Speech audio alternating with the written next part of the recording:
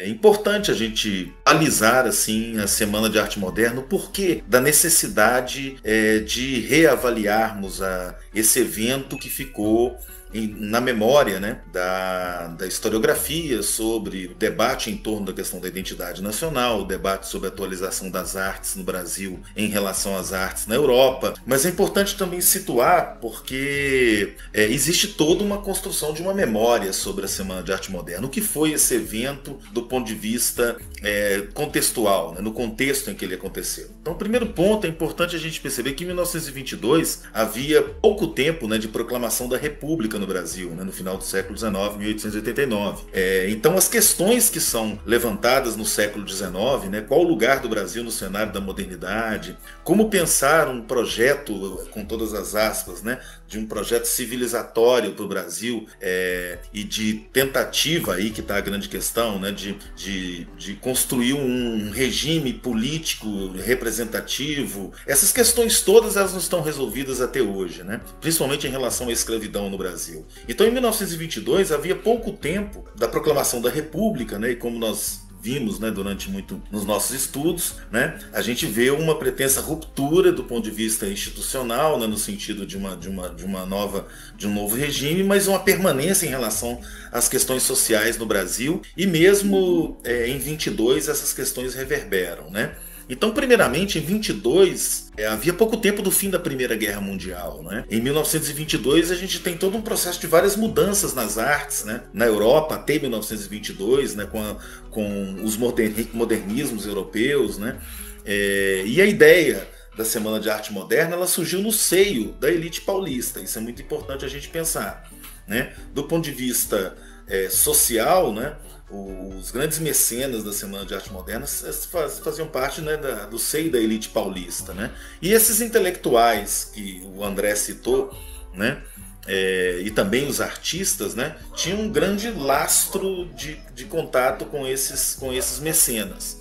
Então, só para a gente situar aí, né, o público, né, como o André disse, a Semana de Arte Moderna aconteceu no Teatro de São Paulo nos dias 13, 15 e 17 de fevereiro, né? Pouco tempo depois de fundação, né? Pouco menos de 10 anos, né? Pouco mais, né? 11 anos depois de fundação do Teatro Municipal de São Paulo. Que na verdade era uma representação, né, de um conservadorismo no que diz respeito às artes, no sentido principalmente da música, né? Então ali é muito, muito interessante porque na verdade a semana ela vem na tentativa de romper esteticamente, isso é importante pensar, né, de uma ruptura estética com o que se convencionou chamar de passadismo, né? Então, e o que aconteceu durante a semana, durante esses 3 dias, né? Nós tivemos exposições de pintura, escultura, literatura, poesia, né, no caso, e como o André citou também, envolveu diversos artistas, né, como Tarsila Amaral, Anita Malfatti, Graça Aranha, Oswald de Andrade, Mário de Andrade, Menotti Del Pique, Vitor Brecheret, né, e outros intelectuais envolvidos no processo da semana, como, por exemplo, Sérgio Buarque de Holanda, né? Então esse patrocínio dos mecenas paulistas, como Paulo Prado e também Olívia Guedes Penteado, está muito ligado a essa tentativa de São Paulo de se colocar no carro-chefe, né, da modernidade no Brasil, do modernismo no sentido das artes, né?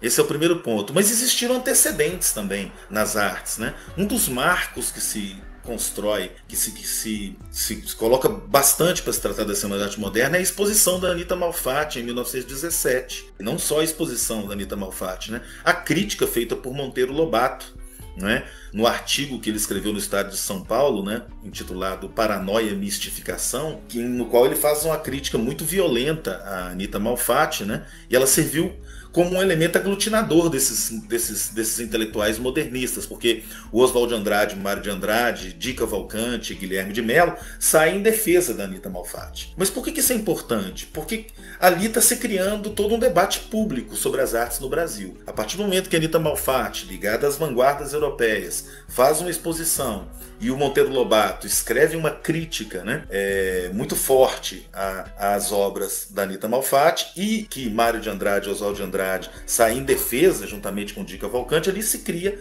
um debate público, né, sobre a atualização das artes no Brasil em relação à Europa, né? E além disso, né, vamos lembrar aí, falei do contexto da Primeira Guerra Mundial, também Revolução Russa em 1917. Então, na verdade, a semana, enquanto evento, é muito mais importante discutir, não é, juntamente com a questão da estética ali apresentada, como que ela se tornou um evento, um marco na memória posteriormente. Isso é muito importante, né? Primeiro, em relação à crítica que se construiu nos jornais naquele contexto, e posteriormente em relação ao que viria depois, né?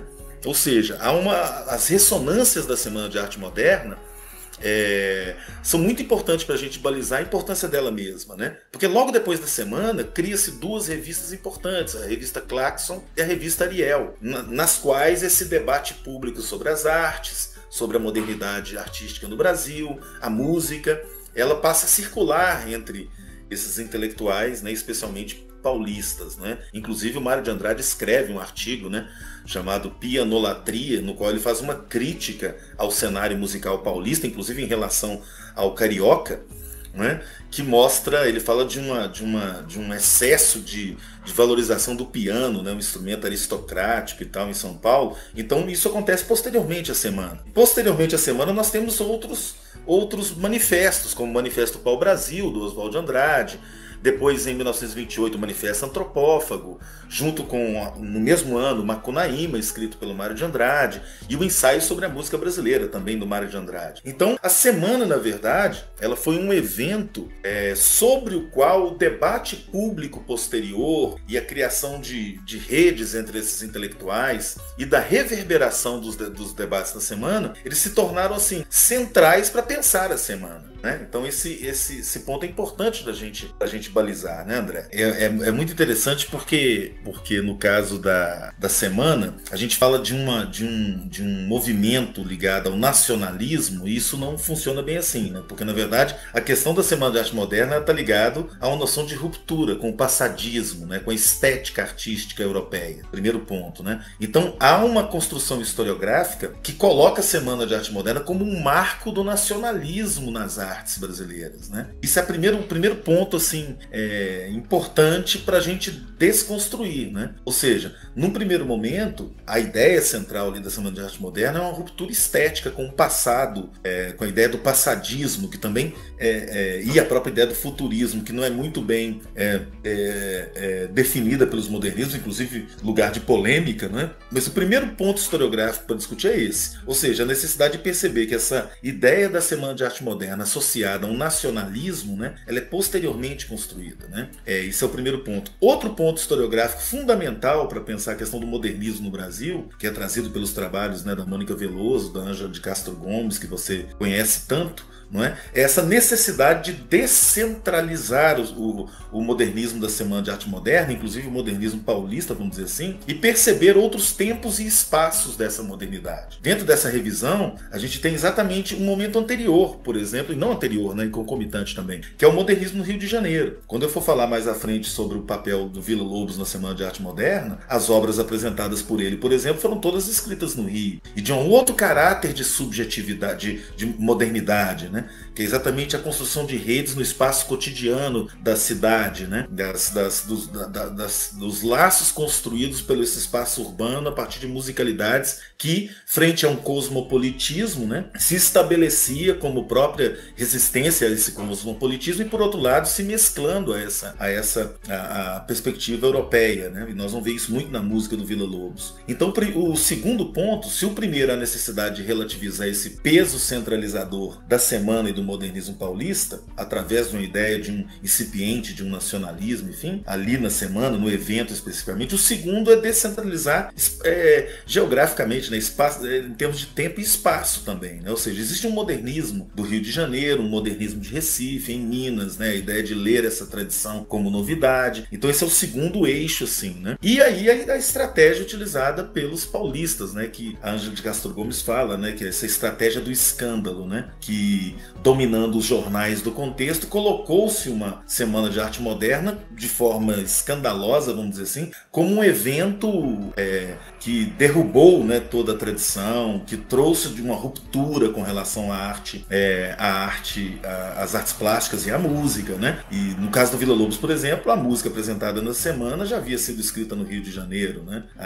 E obras, inclusive, de 1914, né? De 1920, um pouco tempo anterior, mas 1920, 18. Então, obras que haviam sido escritas anteriormente e que diziam respeito de uma outra modernidade, né? De uma outra percepção do modernismo no Brasil, especificamente ligada à complexidade do Rio de Janeiro, né?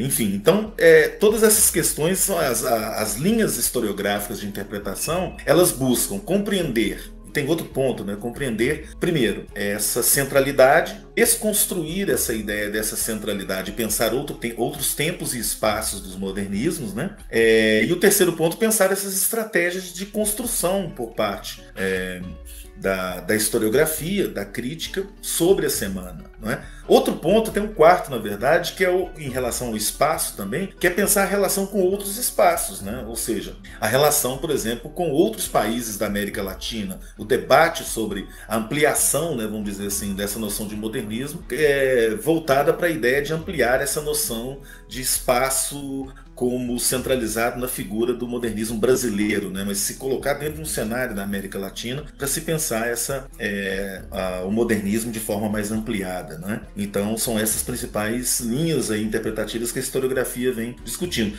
E podemos colocar outra coisa fundamental, né? Pensar também outras práticas, outras manifestações culturais, outros elementos que não têm a formalidade, né, que se constituiu na noção de arte que se propôs a Semana de Arte Moderna, né? Então esse é outro ponto fundamental também.